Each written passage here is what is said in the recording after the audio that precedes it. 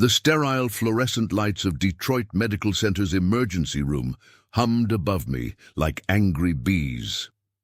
I sat in one of those hard plastic chairs that seemed designed to make waiting even more unbearable, my left arm throbbing despite the temporary splint the paramedics had applied. The fall had been stupid, reaching for a box on the top shelf of my garage, the ladder shifting, and then the sickening crack as my 72-year-old body hit the concrete floor. I'm Robert Hayes, and I'd lived in Detroit my whole life, watched the city rise and fall and struggle to rise again, built a successful automotive parts business from nothing, raised 2 sons in a modest house in Palmer Woods, buried my wife Margaret 5 years ago, and thought I'd figured out how to navigate old age with dignity. That November afternoon proved I hadn't figured out anything at all. My younger son Marcus had found me in the garage. He'd stopped by to borrow my table saw, always borrowing tools, that boy, never buying his own despite having a good job as an electrician. He'd called 911, ridden with me in the ambulance, his face tight with worry as he held my good hand. At the hospital, he'd helped me through intake, answered the medical history questions I was too fuzzy to remember, and stayed by my side while we waited for x-rays. "Dad, I need to run home real quick," Marcus said, checking his phone for what felt like the 100th time. "Keisha just texted. The babysitter had to leave early, and the kids are home alone. I'll be back in 45 minutes tops. You good here?" I looked at my son, 43 years old, still had that same eager-to-please expression he'd worn as a kid. His wife Keisha worked nights as a nurse, and their 3 kids were 8, 6, and 4. Good kids. I saw them every Sunday for dinner. "I'm fine," I said, though my arm was screaming and I felt about 100 years old. "Go take care of those babies. I'm just waiting for x-rays anyway. Nothing you can do here." "You sure?" He was already standing, keys in hand. "I hate leaving you alone. Marcus, I survived 72 years, including your teenage years. I think I can handle sitting in a waiting room. Go." He squeezed my shoulder gently, careful not to jostle my injured arm. 45 minutes, Dad. I promise. Wait here, I'll be back." I watched him disappear through the automatic doors, his jacket flapping as he jogged toward the parking lot. The clock on the wall read 2:47 p.m. I settled back in my chair, trying to find a position that didn't make my arm scream, and prepared to wait. The ER was moderately busy for a Tuesday afternoon. A mother with a feverish toddler sat across from me, bouncing the kid on her knee and singing softly. An older man clutched his chest, his wife's hand tight in his. A teenager with what looked like a basketball injury sprawled in a corner, earbuds in, completely absorbed in his phone, the usual parade of human frailty and bad luck.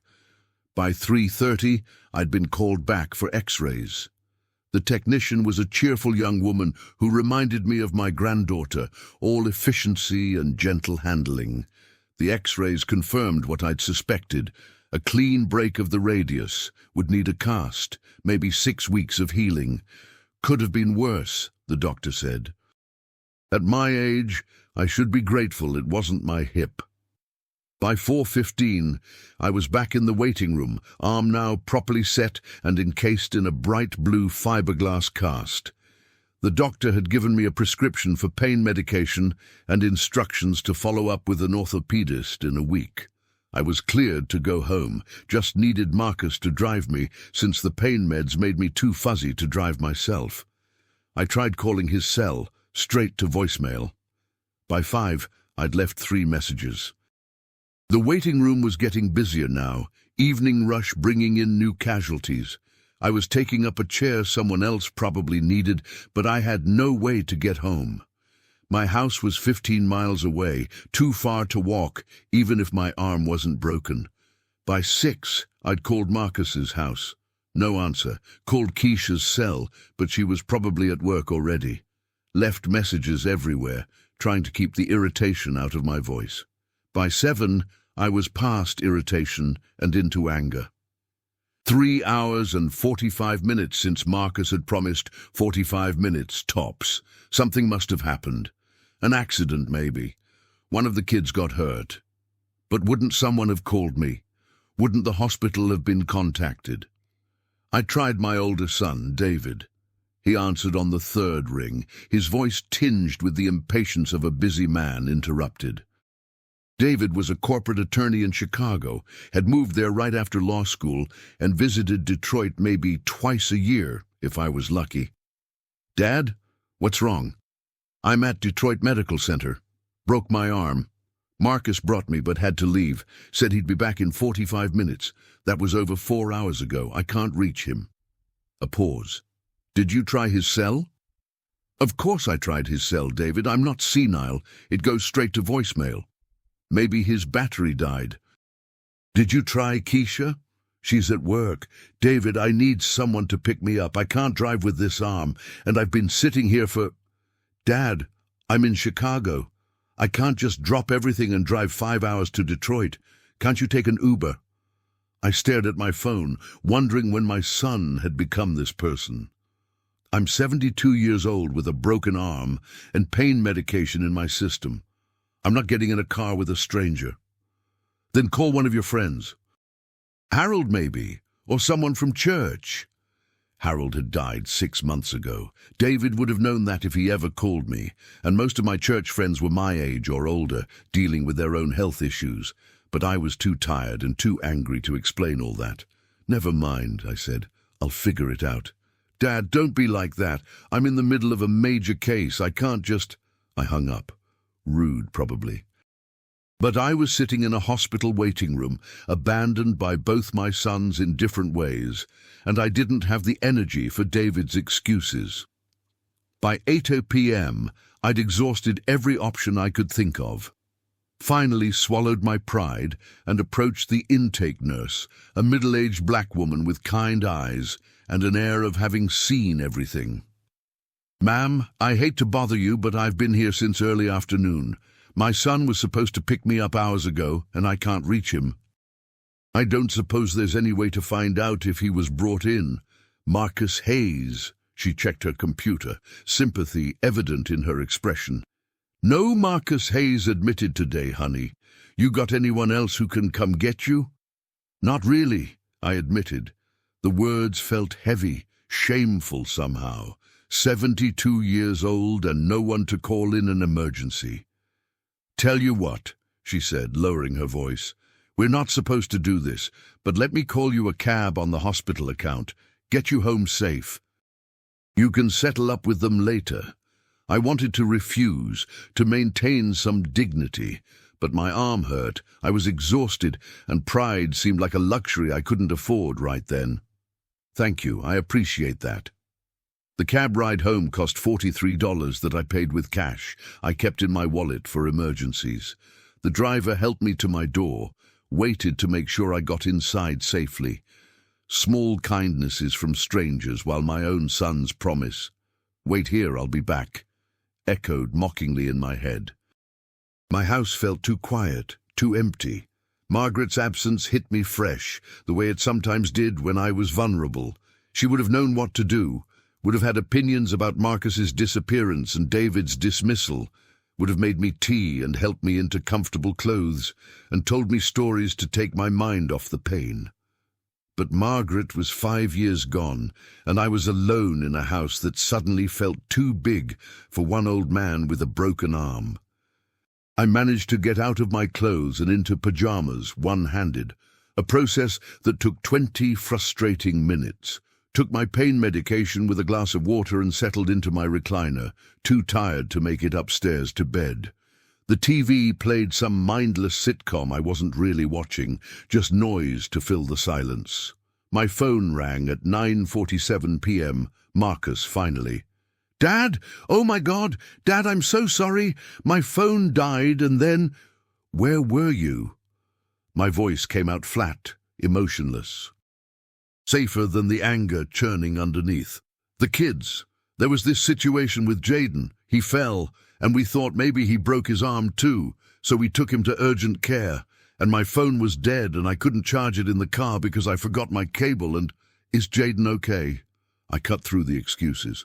Yeah, just a bad sprain. They wrapped it and sent us home. But Dad, I'm so sorry. I know I said 45 minutes and I just... You left me there for 7 hours, Marcus. Silence on the other end. Then, I know, I messed up. I'm sorry, did you get home okay? Had to take a cab. Hospital arranged it since I couldn't reach you or your brother. You called David. He's in Chicago. Told me to take an Uber. I couldn't keep the bitterness out of my voice. That sounds like David, Marcus muttered. Look, I'll come over first thing tomorrow. Make sure you're settled. Bring you groceries, whatever you need. Don't bother. The words came out before I could stop them. Dad, I'm tired, Marcus. My arm hurts, and I'm tired. I'll talk to you later. I hung up before he could respond, before the anger could spill over into something uglier. Sat there in my recliner, cast heavy on my arm, wondering when exactly my sons had stopped being the boys I'd raised and become these strangers who couldn't be relied on when it mattered. The pain medication was kicking in, making everything fuzzy around the edges. I closed my eyes and thought about that moment on the ladder, the split second before falling when everything was still fine, when I still believed that family meant something, that promises made, wait here, I'll be back, were promises kept. Sleep took me eventually, fitful and full of dreams, where I waited in endless rooms while people I loved walked away, their voices fading. I'll be back, I'll be back, I'll be back. But nobody ever came back. Nobody ever did. The next 6 weeks became a masterclass in the difference between what people said and what they actually did. Marcus showed up the morning after my ER disaster, full of apologies and promises. He brought groceries, helped me organize my medications, set up a system so I could manage with one arm. His guilt was palpable, and part of me wanted to forgive him immediately, the way I always had when he was a kid making mistakes. But something had shifted in me during those 7 hours in that waiting room, something that wouldn't let me just brush it off and move on. I really am sorry, Dad, Marcus said for probably the 10th time as he stocked my refrigerator. Jayden was crying, and Keisha was panicking, and I just lost track of time. It won't happen again. It's fine, Marcus. The words were automatic, meaningless. We both knew it wasn't fine, but neither of us knew how to talk about what it actually was. He stayed for an hour, setting up my coffee maker so I could operate it one-handed, bringing in firewood for the fireplace, checking that I had everything I needed. When he left, he promised to call every day, to check in, to make sure I was okay. He called twice that first week, then once the second week. By week 3, I hadn't heard from him in 10 days. David, to my surprise, did call. Once. A brief conversation where he asked about my arm, mentioned his case was going well, and suggested I hire a home health aide if I needed help. When I pointed out that I'd raised 2 sons who should be checking on their elderly father, he got defensive. Dad, I live 5 hours away. What exactly do you expect me to do from Chicago? Call more than once every 6 weeks. Show some interest in my life. Act like you give a damn whether I'm alive or dead. That's not fair. I'm busy, I have a career, I can't just drop everything every time you have a minor injury. A broken arm at 72 isn't minor, David. And I'm not asking you to drop everything, I'm asking you to act like family. He'd made an excuse about another call coming in and hung up. I hadn't heard from him since.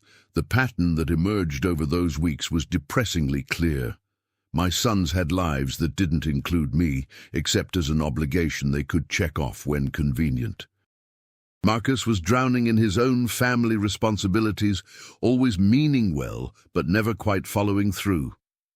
David had moved on to a life where Detroit and his father were distant memories he visited out of duty, not love. I'd raised them better than this. Or at least I thought I had. Margaret and I had worked hard to give our boys everything. Not material things, we weren't wealthy, but time, attention, values. I'd coached their little league teams, attended every school event, taught them about integrity and responsibility. Margaret had filled our home with books and music and home-cooked meals, created a haven where they felt safe and loved. Where had we gone wrong? It was my neighbor, Dorothy Chen, who became my unexpected lifeline during those weeks. Dorothy was 68, a retired school teacher who'd lived next door for 15 years. We'd always been friendly, waving hello, occasional conversations about the neighborhood, but nothing deep. She noticed I was struggling. One morning, about 2 weeks after my fall, I found her on my porch with a container of still warm soup and a determined expression. "Robert Hayes, I've been watching you try to get your garbage cans to the curb one-handed for 3 days now. This is ridiculous. I'm helping whether you like it or not." I wanted to refuse, to maintain my independence and pride. But the soup smelled amazing, and I was so damn tired of struggling alone. "I don't want to be a burden," I said weakly. "Then don't be stupid about accepting help," she replied tartly. "I'm retired, my kids live in California, and I've got nothing but time. Let me help. We'll call it being neighborly." Dorothy became a regular presence in my life. She brought meals several times a week, not out of pity, but because, as she said, she enjoyed cooking and hated eating alone. She helped with tasks that were impossible one-handed. She drove me to my orthopedist appointments when Marcus was too busy and David was too far away. And slowly she became a friend, a real friend, not the surface-level friendships I'd maintained with people from work or church. We talked about everything: our late spouses, our disappointing children, the changes in Detroit, politics, books, life. "Your sons know you broke your arm, right?" Dorothy asked one afternoon as we sat on my porch, watching the November rain. "They know," I said, "and they're just not here. Marcus comes by occasionally, when he remembers. David calls every couple weeks. They're busy with their own lives." Dorothy shook her head. "My daughter calls me 3 times a week from San Francisco. Visits twice a year, brings the grandkids. My son's in Seattle, calls every Sunday like clockwork. They're busy too. Everyone's busy. That's not an excuse." "Different families, different dynamics," I said, defensive despite knowing she was right. "Robert, you deserve better than sons who treat you like an obligation." The words landed hard because they were true. Somewhere along the way, I'd become optional in my sons' lives. The realization hurt more than my broken arm ever had. It was during one of those conversations with Dorothy that the idea first took root. We were talking about estate planning. She'd recently updated her will, wanted to make sure her kids didn't fight over anything when she was gone. "I keep my will simple," she said. "Everything's split evenly between my 2 kids, some specific items labeled for the grandkids. What about you?" "I'd drawn up my will years ago, right after Margaret died. Standard stuff, everything split equally between Marcus and David. The house, my savings, my business assets. I'd built a decent estate over the years, nothing extravagant but comfortable, enough to make a real difference in my sons' lives." "Equal split," I said. "Drawn up 5 years ago. Haven't thought about it much since." "Might want to review it," Dorothy suggested. "Make sure it still reflects your wishes." Her words echoed in my head over the following days. Did my will still reflect my wishes? Did I want to leave everything to sons who couldn't be bothered to check on me regularly, who'd left me stranded in a hospital, who treated me like an inconvenient obligation? The anger I'd been suppressing since that day in the ER started bubbling up, not hot rage, but cold clarity. My sons had made choices about what kind of relationship they wanted with me. Maybe it was time I made some choices too. I was still mulling this over when Thanksgiving arrived. Marcus invited me to his house for dinner, the same invitation he extended every year. Usually I went, enjoyed time with my grandkids, pretended everything was fine. This year, I declined. "Come on, Dad," Marcus said over the phone. "The kids want to see you. Keisha's making your favorite sweet potato pie." "I'm not feeling up to it," I said, not entirely a lie. My arm still ached and I was tired. "But it's Thanksgiving. You can't spend it alone." "I'll be fine, Marcus. You enjoy your family." The hurt in his voice was evident. "You're my family too, Dad." "Am I?" The question came out sharper than intended. "Because family shows up, Marcus. Family keeps their promises. Family doesn't leave their 72-year-old father sitting in a hospital for 7 hours." Silence. "Then I apologized for that, multiple times." "What more do you want from me?" What did I want? For him to actually mean it, for him to change his behavior instead of just feeling guilty, for him to prioritize me the way I'd always prioritized him. I don't know, Marcus. I honestly don't know anymore. I spent Thanksgiving with Dorothy. She'd invited me weeks earlier, and I'd initially declined, not wanting to impose. But after turning down Marcus, being alone felt unbearable. Dorothy welcomed me warmly, introduced me to her video call setup so we could have dinner with her kids in California via computer. It was strange but lovely, hearing her daughter and son check in on their mother, share their lives, express genuine interest and affection. This is what it should look like, I thought. This is what family should be. "Your kids seem wonderful," I told Dorothy as we cleaned up after dinner. "They're not perfect," she said. "We've had our struggles. But we prioritize each other. They know I'm there for them and they're there for me. It's reciprocal the way it should be." Reciprocal?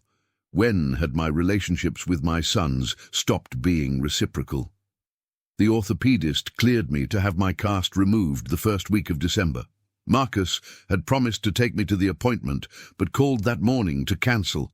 Something about a work emergency. Could I reschedule? Dorothy drove me instead. The cast came off, revealing pale, weak skin underneath. I'd need physical therapy to regain full strength, but the bone had healed well. At 72, I was lucky. "All set?" Dorothy asked as I emerged from the exam room. "All set," I confirmed. Then, on impulse, "Can we make a stop on the way home? I need to see my lawyer." Gerald Morrison had been my attorney for 30 years, handled my business contracts, drafted my will, guided me through the legal aftermath of Margaret's death. He was semi-retired now, but still took my calls. "Robert!" He greeted me warmly in his downtown Detroit office. "Good to see you up and about. I heard about your arm. How are you healing?" "Better," I said. "Gerald, I need to revise my will." He pulled out a legal pad, all business. Significant changes. I took a deep breath, feeling Dorothy's supportive presence beside me. "Yes, I want to remove my sons as beneficiaries." Gerald's pen stopped moving. Both of them. Both of them. "Robert, that's a major decision. Have you thought this through? Sometimes when we're upset—" "I've thought about nothing else for weeks," I interrupted. "My sons have made it clear through their actions that I'm not a priority in their lives. David lives in Chicago and barely acknowledges my existence. Marcus is here in Detroit but can't be relied on when it matters. I was left in a hospital waiting room for 7 hours, Gerald. 7 hours after being told I'll be back in 45 minutes. I laid it all out. Not just that one incident, but the pattern of years, the missed calls and forgotten promises, the obligations fulfilled minimally, the love expressed in words but not actions, the slow realization that I'd become someone they tolerated rather than valued." Gerald listened, taking notes, his expression neutral but thoughtful. When I finished, he leaned back in his chair. "I understand you're hurt, Robert. What you're describing is real and valid, but cutting your sons out entirely, that's permanent. That's a statement that can't be taken back. Are you sure this is what you want?" "What I want is sons who act like they care whether I live or die," I said. "But since I can't have that, I'll settle for not rewarding them for treating me like an inconvenience. Where do you want your estate to go instead? I'd thought about this. Split it.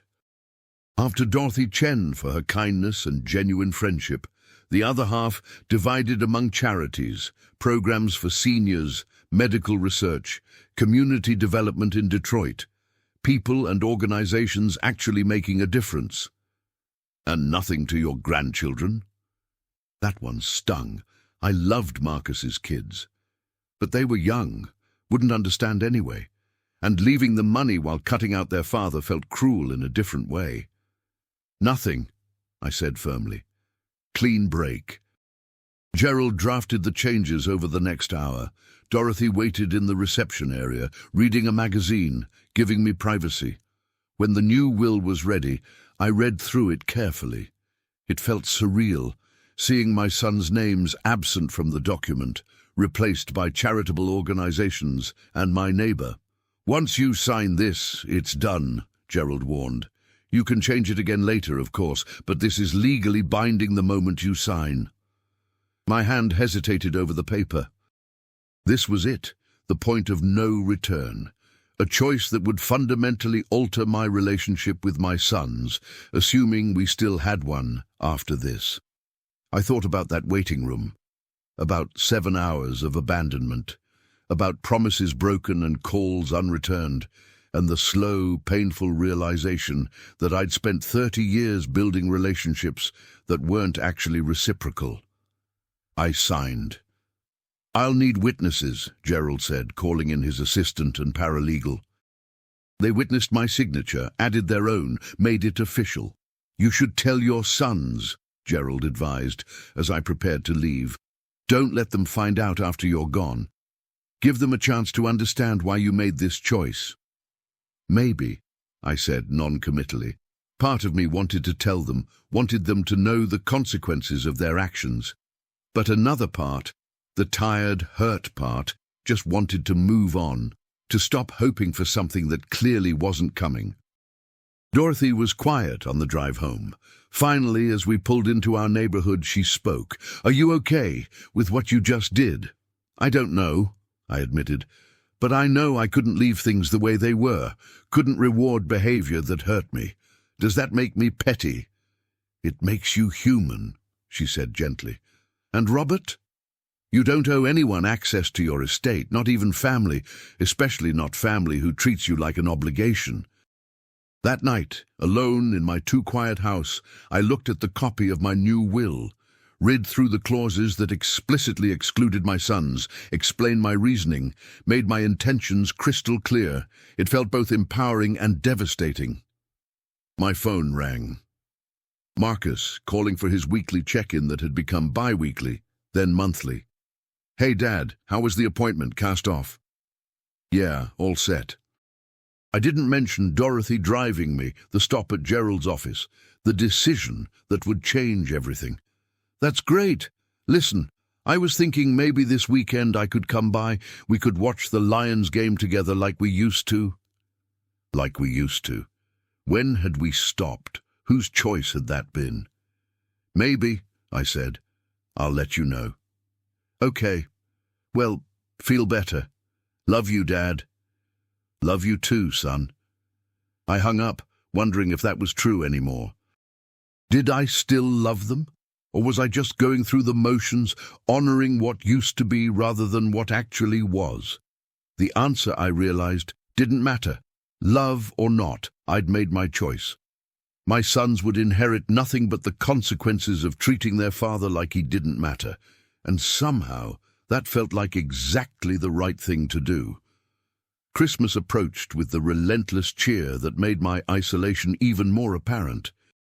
The neighborhood filled with lights and decorations, families gathering, the endless cultural message that this was a time for togetherness. I put up a small tree, more out of habit than enthusiasm, and accepted Dorothy's invitation to join her for Christmas dinner via video call with her California family. It was David who inadvertently forced the confrontation I'd been both dreading and wanting. He called 3 days before Christmas, his voice bright with false cheer that immediately set my teeth on edge. "Dad! Merry early Christmas! Listen, I'm actually going to be in Detroit for New Year's. Big case settled early, and I thought I'd come see you. Maybe stay a few days, catch up properly." My first instinct was suspicion. David hadn't volunteered to visit in over 2 years. "What's the occasion? Do I need an occasion to see my father?" He sounded hurt, but it rang hollow. "I know I haven't been around much. Thought I'd make it right. Bit late for that, isn't it?" Silence on his end, then carefully, "Dad, are you still upset about the hospital thing? That was months ago. Marcus said you've been distant." "Marcus talks to you about me? Sometimes we're both worried. You didn't come to Thanksgiving. You've been declining invitations. Dorothy Chen apparently spends more time with you than we do." "Dorothy doesn't leave me stranded in hospital waiting rooms for 7 hours. "Here we go again," David sighed. "Dad," Marcus apologized. "His kid was hurt. What do you want from him? From us?"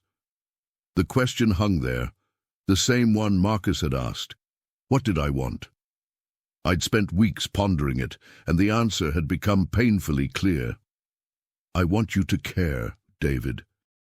Actually care, not just go through the motions when it's convenient. I want phone calls that aren't obligatory. I want visits that aren't motivated by guilt. I want to matter to my sons the way you both still matter to me, even though you probably don't deserve it anymore. That's not fair. You called me once after I broke my arm. Once, David. Your 72-year-old father had a serious injury, and you called once in 6 weeks. You told me to hire help instead of offering to come yourself. You dismissed my pain like it was an inconvenience to your schedule. I live in Chicago. I have a career, responsibilities. So did I when you were growing up." I cut him off. "I had a business to run, employees to manage, deadlines to meet, but I still made it to every baseball game, every parent-teacher conference, every moment that mattered to you, because that's what parents do, what family does. We're not kids anymore, Dad. Adult relationships are different. We have our own lives, and apparently those lives don't include me, except as an afterthought." The words came out tired, resigned. "You know what, David? Don't bother coming for New Year's. We both know you don't really want to be here. You're just checking a box, fulfilling an obligation. I'm tired of being an obligation." "Dad, that's not—" I hung up. Immediately the phone rang again, David calling back. I declined the call. He tried twice more, then apparently gave up. Within an hour, Marcus called. I let it go to voicemail. Then again, and again. Finally, I answered.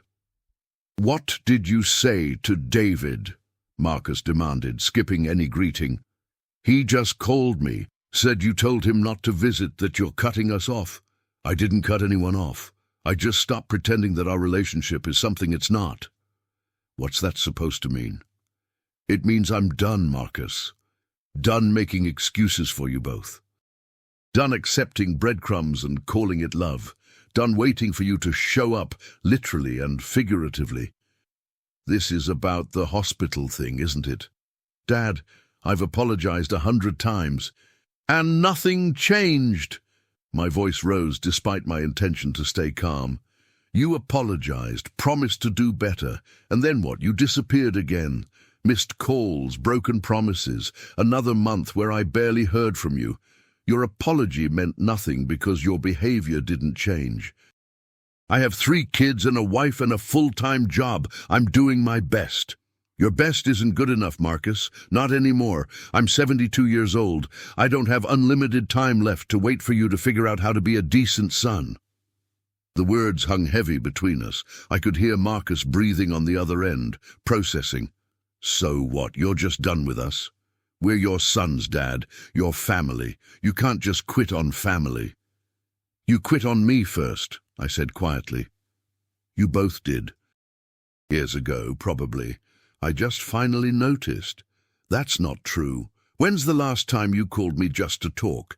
Not because you needed something or felt guilty, but just because you wanted to hear my voice. When's the last time David visited without it being a holiday or obligation? When's the last time either of you made me feel like I mattered more than the effort it took to maintain contact? Silence. The fact that he couldn't answer immediately told me everything. I thought so, I said. Marcus, I love you. I love David. I always will. But I don't like who you've become, either of you. And I'm too old to keep investing in relationships that aren't reciprocal. What does that mean, reciprocal? His voice had gone quiet, uncertain. It means I give and you take. I show up and you don't. I prioritize you while you fit me in when convenient. That's not a relationship, Marcus. That's me being used. We don't use you. Then what do you call it? You borrow my tools and forget to return them. You ask me to babysit when Keisha's working and you're stuck. You call when you need advice or money or help. But when I needed you, really needed you, broken arms, scared, in pain, where were you? I explained that. Jaden was hurt. For 7 hours? It took 7 hours to handle a sprained wrist? You couldn't find a charger for your phone in 7 hours? You couldn't have Keisha call me, or use someone else's phone, or send me a message somehow? Marcus, you forgot about me. Admit it. You got caught up in your own crisis and completely forgot your father was sitting in a hospital waiting for you. Did you? The silence stretched so long I thought he'd hung up. Then, barely audible, I'm sorry. I know you are. You're always sorry. But sorry without change is just manipulation. It's asking for forgiveness while planning to hurt someone the same way again. That's not fair, Dad. I'm trying. Are you? Really? Because from where I'm sitting, you're doing the bare minimum to maintain the appearance of a relationship while putting in no actual effort. And you know what? I'm done accepting that. I deserve better. What do you want from me? Marcus's voice cracked with frustration. Tell me what you want and I'll do it. I want you to want to do it, I said simply. I want you to call because you miss me, not because you feel guilty. I want you to visit because you value my company, not because it's expected. I want to matter to you, Marcus, actually matter. And I'm tired of having to ask for that. You do matter. Prove it. With actions, not words. Show me that I'm more than an obligation or an inconvenience. Show me that our relationship is worth maintaining. And if I do, will you, I don't know, forgive us? Go back to normal? I thought about my new will, locked in Gerald's safe. About the decision I'd already made, the bridge I'd already burned. I don't know what normal looks like anymore, Marcus. Maybe we need to build something new instead of trying to resurrect something that's been dead for years. Jesus, Dad, that's harsh. It's honest. For the first time in a long time, I'm being completely honest with you both. And if you can't handle that, if you need me to keep pretending everything's fine, then we really don't have anything left to talk about. Another long silence. Then, I need to think about this, process what you're saying. Take all the time you need. I'm not going anywhere. After Marcus hung up, I sat in my recliner, emotionally exhausted. The confrontation I'd been avoiding had happened, and I felt both relief and dread. Relief that I'd finally said what needed saying. Dread about what came next. Dorothy knocked on my door an hour later, carrying a container of her famous chili. She took one look at my face and sighed. You told them. Some of it, I admitted, letting her in. David called about visiting. I told him not to bother. Marcus called to yell at me about it. I told him the truth about how I feel. How do you feel? I sank into my chair while she moved to the kitchen, heating up the chili without asking, comfortable in my space in a way my own sons had never been. Like I just blew up my family. Like I'm a terrible father for giving up on my kids. Like I'm finally standing up for myself after years of being taken for granted. All those things can be true simultaneously, Dorothy said, bringing me a bowl. You're allowed to feel complicated about this, Robert. There's no right answer when it comes to family. Did I do the wrong thing, changing my will, confronting them like this? She settled into the chair across from me, her expression thoughtful. I can't answer that. But I can tell you that watching you these past months, watching you slowly realize you deserved better, watching you stop making excuses for their behavior, you seemed to come alive again, like you'd been holding your breath for years and finally exhaled. I feel guilty, I admitted. They're my sons. I'm supposed to love them unconditionally. Love and boundaries aren't mutually exclusive, Dorothy said firmly. You can love them and still refuse to accept being treated poorly. In fact, maybe boundaries are the most loving thing you can do, for them and yourself. My mother would roll over in her grave if she knew I'd cut my sons out of my will. Your mother's not here, you are. And you're the one who has to live with the consequences of your choices, not her, not anyone else, only you. We ate in comfortable silence, and I found myself grateful, again, for this woman who'd shown up when my own family hadn't, who'd become more of a daughter to me in 3 months than David had been a son in years. Thank you, I said quietly, for being here, for giving a damn when my own kids couldn't be bothered. They're fools, Dorothy said bluntly, both of them. You're a good man, Robert Hayes. You deserve sons who see that. Christmas came and went quietly. Marcus sent a text on Christmas morning. Merry Christmas, Dad. Kids want to see you. Can we come by? I responded, not today. Need space. He didn't push. David called on Christmas evening, clearly drunk, rambling about family and regrets, and how I was being unfair. I listened for 5 minutes, then hung up when he started getting belligerent. New Year's Eve, I spent with Dorothy, watching the ball drop on TV, toasting with sparkling cider to new beginnings and authentic relationships. At midnight, my phone buzzed with messages from both sons. Happy New Year, Dad. Love you. I didn't respond to either. January brought bitter cold and the kind of clarity that comes with winter. I started physical therapy for my arm, regaining strength slowly. I attended a support group for seniors that Dorothy recommended, met other older adults, navigating complicated family relationships, heard stories that made mine seem mild, others that validated my feelings, all of them reminding me I wasn't alone in this. It was mid-January when Marcus showed up unannounced. I heard his truck in the driveway, watched through the window as he sat there for a long moment before getting out. He looked tired, older than his 43 years, as he walked to my door. I considered not answering, but that felt cowardly, and I'd promised myself I was done with that. Marcus? I opened the door but didn't invite him in. Dad, can we talk, please? I stepped aside, let him enter. He looked around the living room like he was seeing it for the first time, really seeing it. The photos of him and David as kids, Margaret's presence still evident in her favorite Afghan on the couch, the careful tidiness of a man living alone. I've been doing a lot of thinking, Marcus said, still standing, too nervous to sit. About what you said, about being reciprocal and actually showing up and all of it. And Dad, you're right, I've been a terrible son. I didn't say terrible, but I have been, he interrupted. I got so caught up in my own life, my own stress, my own problems, that I forgot about you. Not forgot exactly, but relegated you to this box of things I'll deal with when I have time. And that's not okay. That's not how I was raised. That's not who I want to be. I sank into my chair, gesturing for him to sit. He perched on the edge of the couch, hands clasped between his knees like a penitent child. I left you in that hospital, he continued, his voice breaking. I promised 45 minutes and left you there for 7 hours, and then I made excuses instead of taking responsibility.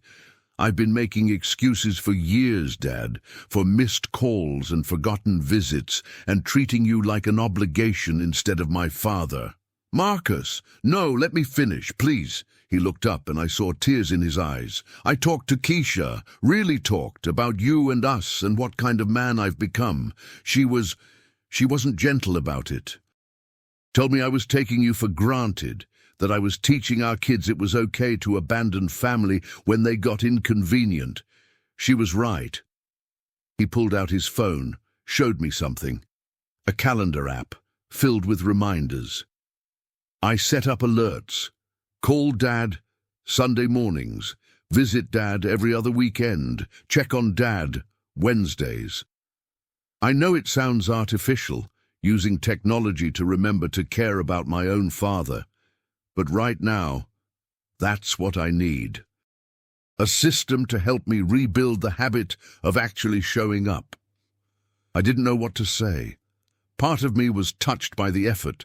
Part of me was sad that it required calendar alerts for my son to remember I existed. I can't promise I'll be perfect, Marcus said. I'm still going to mess up, probably, but I can promise I'll try, really try, not the half-assed effort I've been giving. You deserve better, Dad. You deserve a son who actually acts like family. Why now? I asked quietly. What changed? He was quiet for a moment. Jaden asked about you, wanted to know why we never see Grandpa anymore, and I realized I didn't have a good answer. I'd been telling myself you were the one being distant, pulling away, but Keisha pointed out that you pulled away after I failed you, after we both failed you, me and David. You didn't abandon us. We abandoned you first. The truth of it sat heavy between us. I don't know if I can trust this, I admitted. Trust that it's real and not just guilt talking, that you'll actually follow through instead of fading away again in a few months. I know, Marcus said. I know I have to earn your trust back. I'm ready to do that, however long it takes. What about David? Marcus's expression darkened. David's in denial, thinks you're overreacting, being dramatic. Says you'll get over it and things will go back to normal. I told him there is no normal to go back to, that we broke something and need to build new. He didn't want to hear it. I wasn't surprised. David had always been better at avoiding uncomfortable truths than facing them. So what now? I asked. Now I show up, Marcus said simply. Every Sunday I call, every other weekend I visit. With the kids if you want them. Alone if you need space. I ask about your life and actually listen to the answers. I introduce you to my friends as my dad, not some obligation. I make you a priority instead of an afterthought. And if you backslide, if life gets busy and I become optional again, then you call me on it immediately. Don't let it fester like before. And if I still can't step up, then, he swallowed hard, then you do what you need to do. Set whatever boundaries protect you. I'll have earned them. We talked for another hour. About specifics, about expectations, about what rebuilding looked like. Marcus asked about my physical therapy, my daily routine, my friendship with Dorothy. Actually asked and actually listened, taking notes on his phone, engaged in a way I hadn't seen from him in years. When he stood to leave, he hesitated at the door. Dad, I love you. I know I haven't shown it well, but I do. You're my father, and you matter to me. I'm sorry it took almost losing you to remember that. I love you too, son, I said, and meant it. But love without action is just words. Show me with your life, not your apologies. I will, he promised, starting now. After he left, I sat in the quiet of my house, processing. Hope warred with skepticism, the desire to believe wrestling with the evidence of years. Could Marcus actually change? Could our relationship be rebuilt on something stronger than obligation? I didn't know, but for the first time in months, I was willing to find out. My will remained unchanged in Gerald's office, but maybe, just maybe, it wouldn't stay that way forever. Or maybe it would. Time would tell which of us, Marcus or me, would prove more committed to change. True to his word, Marcus called that first Sunday, then the next, And the next. Short conversations at first, awkward as we both figured out how to talk to each other without the scripts we'd been using for years. He asked about my week, told me about his kids, his work, the minor dramas of daily life, nothing profound but consistent. The first visit came 2 weeks later. He brought his kids, Jaden, 8, Kayla, 6, and little Marcus Jr., 4. They exploded into my house with the chaotic energy of children, and for a moment I remembered what it felt like when my own boys were small and my house was full of life. "Grandpa!" Jaden launched himself at me, careful of my still healing arm. "Dad says you were sick, but you're better now and we can visit again." I shot Marcus a look. He'd told them I was sick rather than explaining the real rift, protecting them probably, or protecting himself from having to explain his failures. "I'm much better now," I said, hugging my grandson tight. "Missed you, buddy." We spent the afternoon together. I taught Jaden chess, something his father had never had patience for. Kayla insisted on showing me her reading progress, sounding out words from a book she'd brought. Little Marcus just wanted to sit on my lap and play with my watch, content in the simple presence of his grandfather. Marcus helped me fix a leaky faucet, change the furnace filter, handle small tasks that had been piling up. We didn't talk about deep things with the kids around, but there was an ease between us that hadn't existed in years. Or maybe it had never existed, and we were building something new. After they left, the house felt emptier than usual. But it was a good empty, the aftermath of time well spent rather than the hollow silence of abandonment. Dorothy knocked on my door that evening, as had become our routine. I saw the truck. Marcus visited. "With the grandkids," I confirmed. "First time in months." "How do you feel about that?" I considered the question. Cautiously hopeful? It was one visit, Dorothy. One. I need to see if he can sustain it before I let my guard down. "Smart," she agreed. "Guard your heart, Robert, but leave room for the possibility of healing. Don't let past pain blind you to present effort." Her words stayed with me over the following weeks. Marcus did sustain it. Sunday calls became routine. Visits happened every other weekend like clockwork. He started texting me random things during the week, funny signs he saw, articles he thought I'd enjoy, photos of the grandkids. Small things, but they added up to a consistent presence in my life. It was late February when David finally called again. 2 months since our last conversation, longer since we'd spoken with any real substance. "Dad." His voice was formal, guarded. "How are you?" "I'm well, David. How are you?" "I'm calling because Marcus said you two have been talking. Regular visits, apparently. Reconciliation." He said the word like it tasted bitter. "I notice I haven't received the same opportunity." "You haven't asked for it. I shouldn't have to ask to talk to my own father, and I shouldn't have to beg my sons to care whether I'm alive or dead," I countered. "But here we are." Silence. Then, "What do you want from me, Dad? Seriously, you're angry, I get it. I haven't been around enough, but I don't know what you expect. I live 5 hours away. I have a career, a life. I expect you to care, David. Actually care. Not just perform caring when it's convenient. I expect phone calls that aren't obligatory. I expect you to know basic things about my life because you asked, not because someone told you.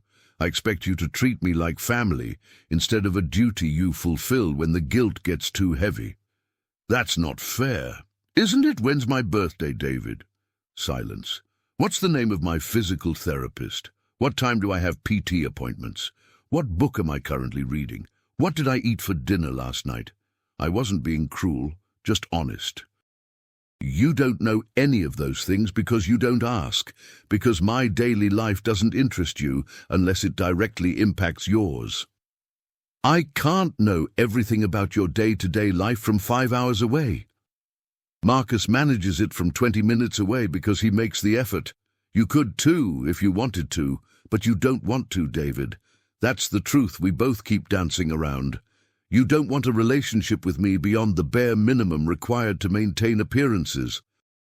How can you say that? You're my father, and you're my son, who couldn't be bothered to visit when I broke my arm, who called once in 6 weeks to check on me, who told me to hire help instead of offering to come yourself.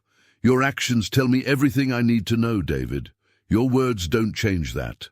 I could hear him breathing on the other end, could picture him in his Chicago condo, expensive furniture and modern art, a life carefully curated to reflect success.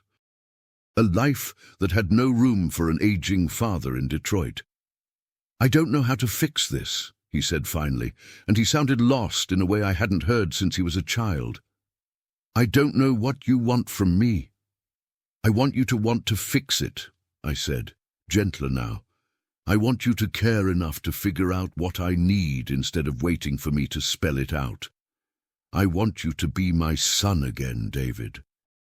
The boy who used to call me from college just to tell me about his day, who came home for weekends because he missed me, not because it was expected. When did you stop being that person? When I grew up, he said quietly. When I built a life that didn't revolve around Detroit and family expectations and being who everyone thought I should be. The honesty surprised me. Is that what I represent to you? Expectations you escaped? Sometimes, he admitted. You and Mom, you had this vision of what our lives should look like. Detroit, family, tradition. Marcus bought into it. I didn't. I wanted something different, something that was mine. And yeah, that meant distance, physical and emotional. You think I don't understand that, David? I built a business from nothing because I wanted something different than what my father had. I get wanting to forge your own path, but you don't have to abandon your family to do it. I didn't abandon... You did, I interrupted, not dramatically, just slowly, over years. Visits became obligations, calls became chores. I became a box to check rather than a person you loved, and maybe that was necessary for you to become who you are, but it left me alone, David. It left me with a son who exists mostly on paper and rarely in practice. I don't know if I can be what you want me to be, he said, and there was real pain in his voice. I don't know if I can be Marcus, calling every Sunday, visiting every other weekend. That's not who I am. I'm not asking you to be Marcus. I'm asking you to be David, my son who I love, who I want in my life, but a version of David who actually shows up, who makes me a priority sometimes instead of never, who doesn't need a crisis to remember I exist. I'll try, he said finally. I can't promise what that looks like, but I'll try. That's all I'm asking. We talked for another 20 minutes. Not healing, exactly, but honest. David told me about his work, about the loneliness of his life in Chicago, about relationships that had failed because he didn't know how to let people in. I told him about my friendship with Dorothy, about physical therapy, about rediscovering parts of myself I'd forgotten existed. When we hung up, I didn't feel the same cautious hope I'd felt with Marcus. David's wounds went deeper, his resistance stronger. But at least we were talking. At least the door was open. Spring came slowly to Detroit, winter reluctant to release its grip. My arm healed fully, physical therapy ending with praise from my therapist for my commitment and progress. I was 72 and felt it, but also felt stronger than I had in months, not just physically but emotionally. Marcus maintained his consistency. Sunday calls never missed. Visits happened like clockwork. He brought Keisha sometimes, the two of them working together to make me feel included in their family, rather than adjacent to it. We celebrated Jaden's 9th birthday at my house, my grandson insisting he wanted Grandpa's place for his party. The trust was rebuilding, slowly but surely. David called more frequently, not every week like Marcus, but every couple of weeks. Brief conversations, still surface level, but more than before. He visited once in April, A quick weekend trip that felt awkward and forced, but was at least an effort. We toured the Detroit Institute of Arts, something we'd done when he was a kid, and in the galleries, I caught glimpses of the boy he'd been. The one who'd loved learning, who'd asked endless questions, who'd seen wonder in the world. "I miss this," David admitted as we stood before a Diego Rivera mural. "Detroit, I mean. Sometimes. Not enough to move back, but sometimes." "You're always welcome to visit," I said, "not out of obligation, but if you genuinely miss it, miss me, the door's always open." He nodded, and we moved on to the next gallery. Baby steps. It was something. It was early May when Dorothy invited me to dinner with a conspiratorial smile that made me nervous. "My daughter Amanda is visiting from California. I want you to meet her. Properly, not just on a video call." I'd spoken to Amanda several times during our video dinners, enjoyed her sharp wit and obvious devotion to her mother. Meeting her in person felt significant in a way I couldn't quite name. Amanda Chen was 54, a college professor with her mother's warmth and a directness that reminded me of Margaret. We hit it off immediately, talking about Detroit history, her academic specialty, the changes in the city, the challenges of aging parents and adult children. "Mum talks about you constantly," Amanda said over dessert, her smile fond. "Robert this, Robert that." I was starting to get jealous. "Your mother saved my sanity," I said honestly. "Maybe my life. I was in a dark place when she decided to intervene." "She's good at that," Amanda agreed, "intervening whether you want her to or not. It's a teacher thing." Dorothy swatted her daughter playfully. "I prefer to think of it as caring." "It is caring," I confirmed. "The kind that actually matters." After Amanda went to bed, Dorothy and I sat on her porch, watching the spring evening settle over the neighborhood. "She likes you," Dorothy said. "Told me you remind her of her father. High praise. She adored him." "I like her too. You raised a good kid." "So did you," Dorothy said. "They just lost their way for a while, but Marcus is finding his way back, and maybe David will too in his own time." Maybe. I was less optimistic about David, but I'd learned not to close doors completely. "Dorothy, can I ask you something?" "Always." "When you updated your will, did you ever consider cutting your kids out? When they disappointed you or hurt you?" She was quiet for a long moment. "Once, years ago, when Amanda went through a phase of blaming me for everything wrong in her life, said some cruel things, didn't talk to me for 2 years. I was hurt, angry. Updated my will to leave everything to charity, just to make a point. What changed? I did.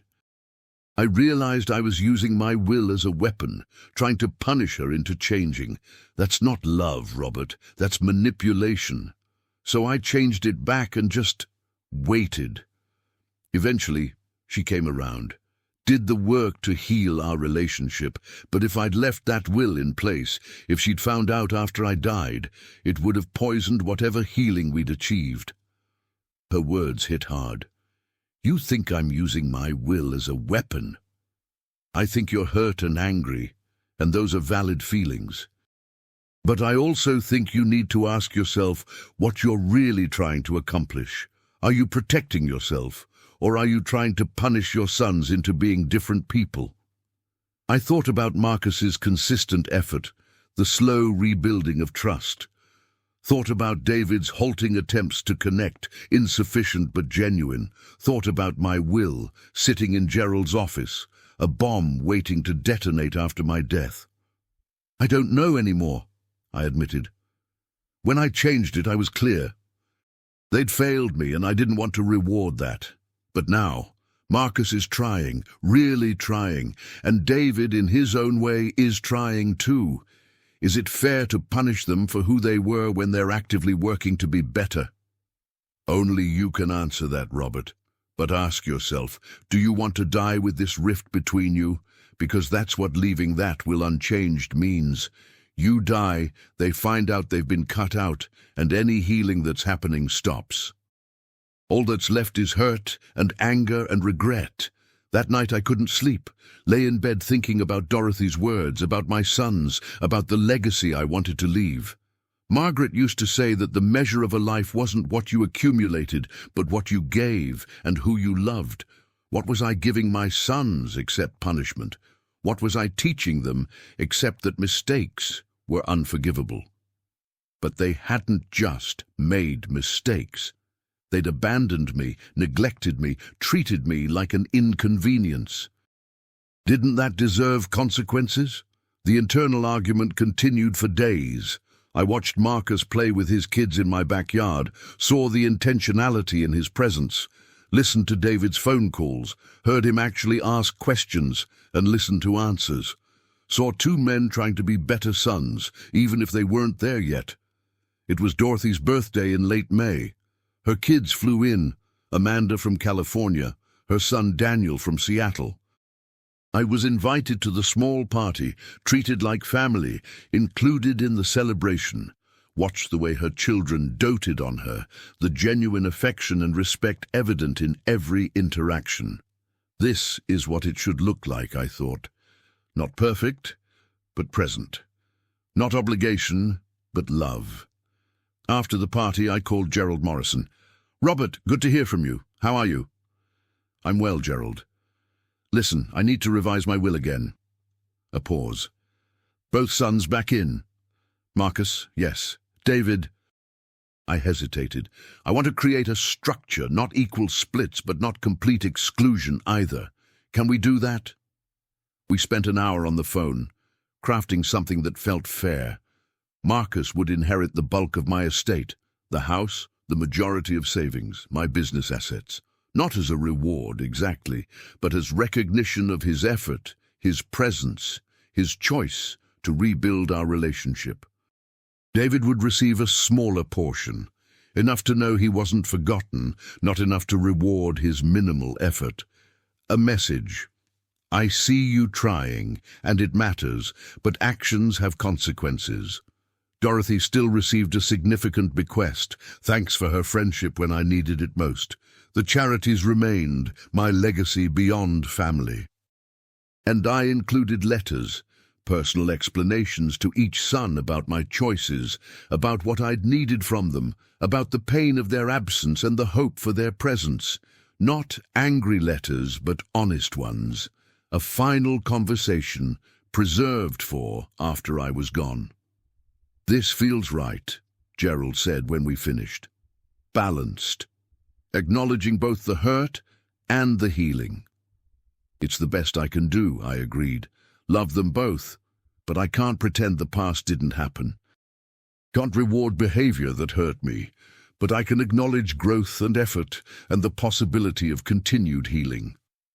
The new will was signed and witnessed in early June. I felt lighter afterward, like I'd been carrying a weight I could finally set down. Marcus's next visit, I almost told him, almost said, "I've updated my will, put you back in, recognized your effort." But I held back. Because his effort shouldn't be about inheritance. It should be about our relationship, about him wanting to be my son, regardless of what he might receive when I was gone. Summer came, hot and humid, Detroit in full bloom. My grandchildren spent a week with me in July, Marcus and Keisha taking a much-needed vacation. I taught them to fish at a local lake, made them my famous pancakes, let them stay up too late watching movies. Being grandpa again, active and present, felt like reclaiming a part of myself I'd lost. David visited again in August. Stayed for 4 days this time, the longest he'd been in Detroit in years. We attended a Tigers game, toured some of the city's revitalization projects, had long conversations on my porch about life and regret and the people we'd become. "I'm trying, Dad," he said on his last evening. "I know it's not enough, not compared to Marcus, but I'm trying to be better than I was." "I see that," I said honestly. "And it matters, David. You matter. I just need you to keep trying, keep showing up." Even from Chicago, even with your busy life. Find ways to be present that work for you. I will, he promised. I don't want to lose you, Dad. Took me almost doing exactly that to realize it. But I don't. We hugged goodbye the next morning, and it felt different than hugs in recent years. Less obligatory, more genuine. Still fragile, still a work in progress, but real. September brought my 73rd birthday. Marcus threw me a party, small, intimate, family and close friends.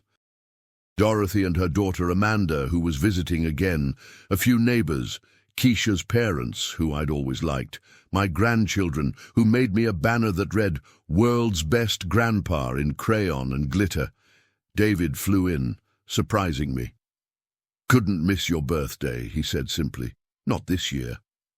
We gathered in my backyard, the one I'd worked on all summer with Marcus's help. New flower beds, a repaired fence, a small patio where we could all fit comfortably. Margaret would have loved it, I thought, would have loved seeing our family gathered, healing, trying. As the sun set and the party wound down, Marcus pulled me aside. "Dad, I need to tell you something. Thank you for giving me a chance to make this right, for not giving up on me even when I deserved it. These past months, rebuilding our relationship, it's been the most important thing I've done in years. You did the work, son. I just opened the door. You did more than that. You held me accountable, called me on my bullshit, refused to accept less than I was capable of giving. That took courage, especially when it would have been easier to just accept the scraps I was offering." I hugged him tight, this son who'd failed me and then fought to do better. "I'm proud of you, Marcus, not just for showing up now, but for having the humility to admit you'd been wrong and the strength to change." David approached as Marcus headed back to the party. We stood together in the growing darkness, watching our family, his nieces and nephews playing, Marcus helping Keisha clean up, Dorothy laughing with Amanda. "I know I'm not where Marcus is," David said quietly. "And maybe I never will be. I don't think I can be the son who calls every Sunday and visits every other weekend. That's just not who I am." "I know," I said, "and I'm learning to accept that. You and Marcus are different people, need different things, express love differently. I can't expect you to show up the same way he does, but I can do better than I have been," David continued.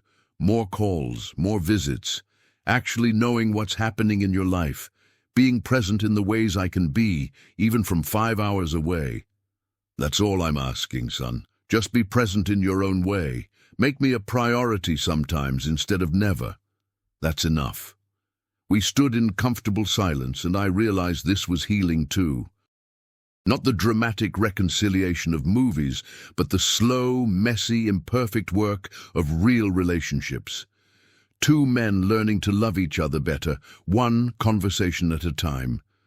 The party ended late. After everyone left, I sat on my porch with Dorothy, both of us tired and happy. "That was a good party," she said. "Good to see your boys showing up for you." "Yeah," I agreed. "It was. You seem lighter than I've seen you in months, more at peace." I thought about my revised will, about the letters I'd written, about the careful balance I'd struck between acknowledging hurt and allowing healing.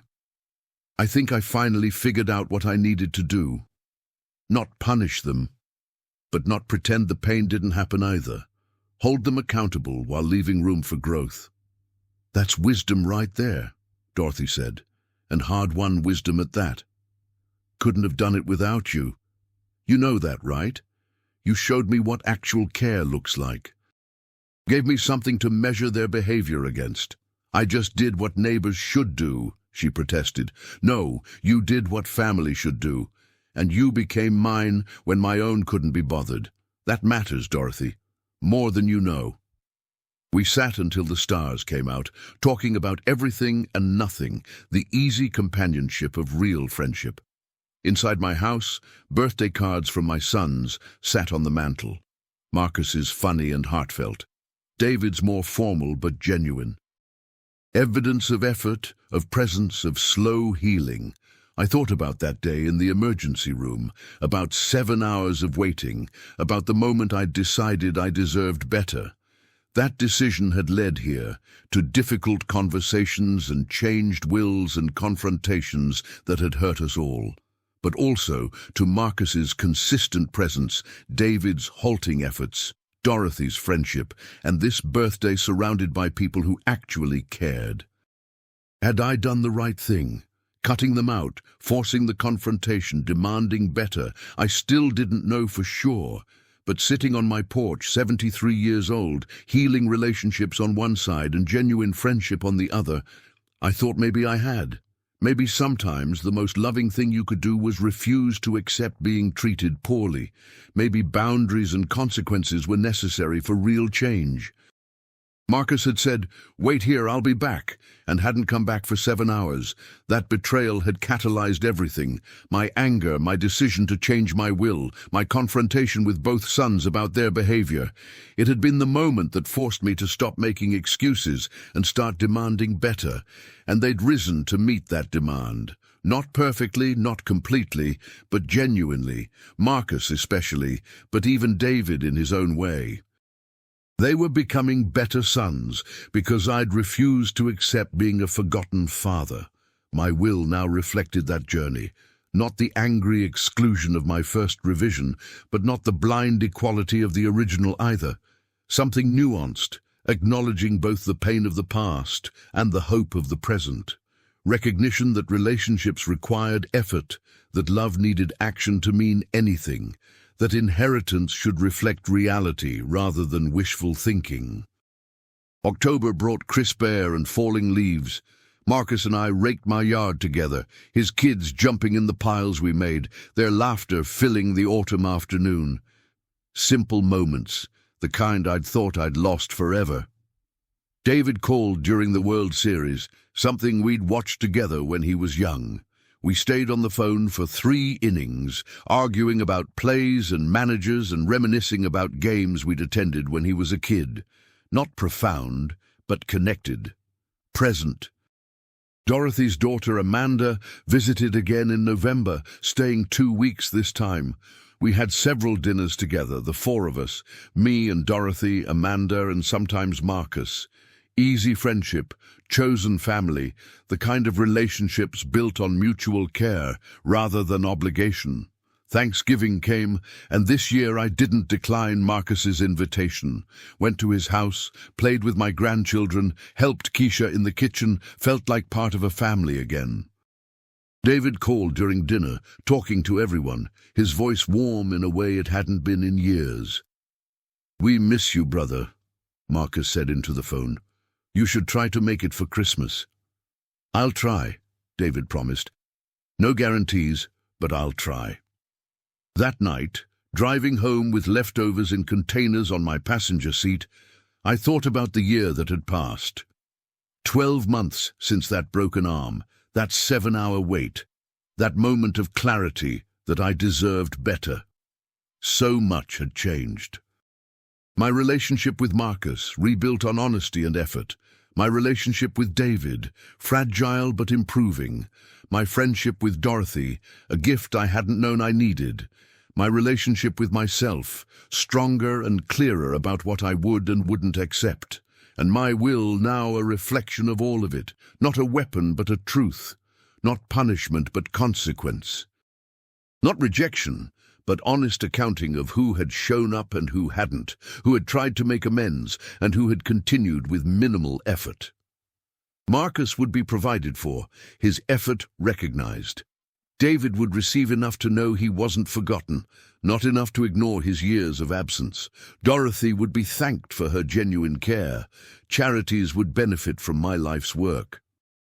And letters would explain it all, give my sons one final conversation about what I'd needed, what had hurt, and what had healed.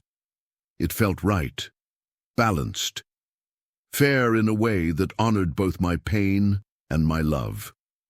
I pulled into my driveway, looked at my house. Warm lights in the windows, Dorothy's porch light on next door, the neighborhood I'd lived in for 40 years. This was home. This was the life I'd built, the legacy I'd leave. Not perfect, definitely not perfect, but honest, real. Built on boundaries and consequences and the radical act of demanding to be treated with dignity and care. My phone buzzed, a text from Marcus. "Thanks for coming today, Dad. It meant everything to the kids, to me too. Love you." I smiled, typing back, "Love you too, son. See you Sunday." Another text, this one from David. "Happy Thanksgiving, Dad. Wish I could have been there. Working on making Christmas happen. You deserve to have both your sons around." "You do too," I replied. "Keep trying, David. It matters." I climbed out of my car, juggling containers of food, and Dorothy appeared on her porch. "Good Thanksgiving?" she called. "The best in years," I called back. "You?" "Perfect. Amanda's making pie. Come over for dessert?" "Give me 20 minutes to put this food away. Take your time, we'll be here." I went inside my house, put away the leftovers, changed into comfortable clothes. Looked at the framed photos on my mantel, Margaret smiling in our wedding photo, the boys as children, recent pictures of my grandchildren. Marcus had brought a new frame, a candid shot from my birthday party. Me in the center, surrounded by family, actually smiling, actually happy. This was the life I'd almost given up on, the family I'd almost written off completely, the healing I'd thought was impossible. It had required hard choices, painful conversations, consequences that hurt us all. Boundaries that felt cruel even as they were necessary, a willingness to blow up what wasn't working and build something new from the rubble. But here on the other side, I could see it had been worth it. Not because everything was fixed. It wasn't. David was still distant. Marcus still occasionally forgot to call. Old wounds still ached on hard days. But the trajectory had changed. The effort was real. The love was expressed in actions, not just words. And I had learned something crucial. Demanding better didn't make you a bad father. Setting boundaries didn't make you unloving. Refusing to accept being treated poorly was an act of self-respect, not selfishness. My sons had said, "Wait here, I'll be back," and hadn't come back. That abandonment had led to this, to changed wills and hard conversations and the slow, difficult work of rebuilding. But it had also led to this moment, standing in my kitchen, heading to share pie with chosen family, secure in relationships built on honesty rather than obligation. I grabbed my jacket and headed next door. Dorothy opened before I could knock, Amanda behind her with plates of pie. "Robert, perfect timing. We were just talking about you." "All good things, I hope." "The best things," Amanda confirmed. "Mom was telling me about your birthday party. Sounds like it was wonderful." We settled in Dorothy's living room, eating pie, talking, laughing. Simple happiness, the kind that comes from being with people who genuinely care, who show up not because they have to, but because they want to. This was family, not blood, though that mattered too, but chosen, built, maintained through consistent care and genuine presence. This was what I'd been teaching my sons to value, to prioritize, to understand as necessary, and slowly, painfully, beautifully, they were learning. My phone buzzed again. Marcus sending a photo of the kids in their pajamas, ready for bed. They're asking if Grandpa can read them a story over video call.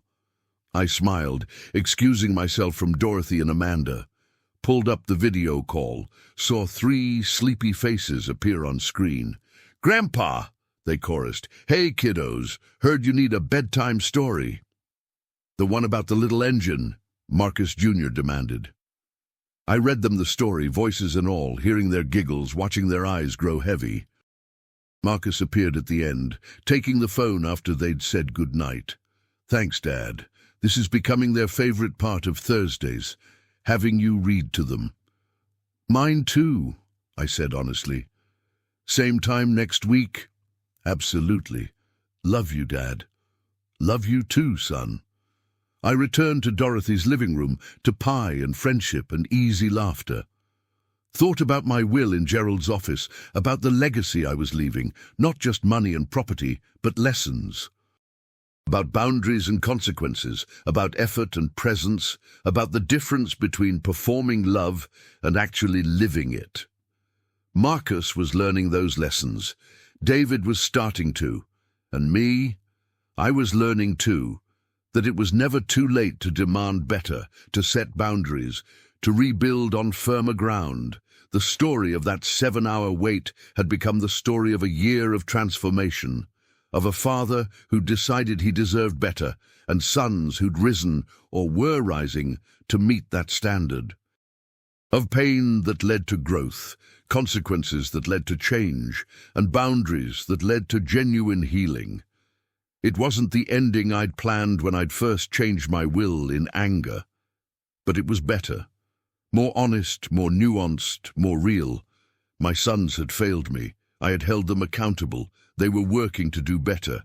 I was learning to recognize that effort while still honoring my hurt.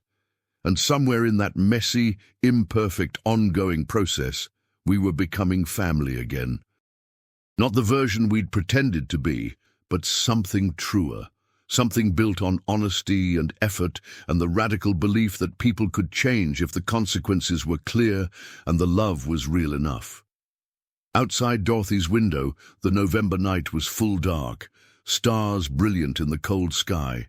Inside, warmth and friendship and the simple joy of being seen, valued, cared for. I'd waited 7 hours in that emergency room, my son's promise broken, my trust shattered. But from that breaking had come this building, this choosing, this life that honored truth over comfort, boundaries over blind acceptance, genuine presence over performed obligation. My sons were learning. I was healing. We were all becoming better versions of ourselves. And that, I thought, was a legacy worth leaving.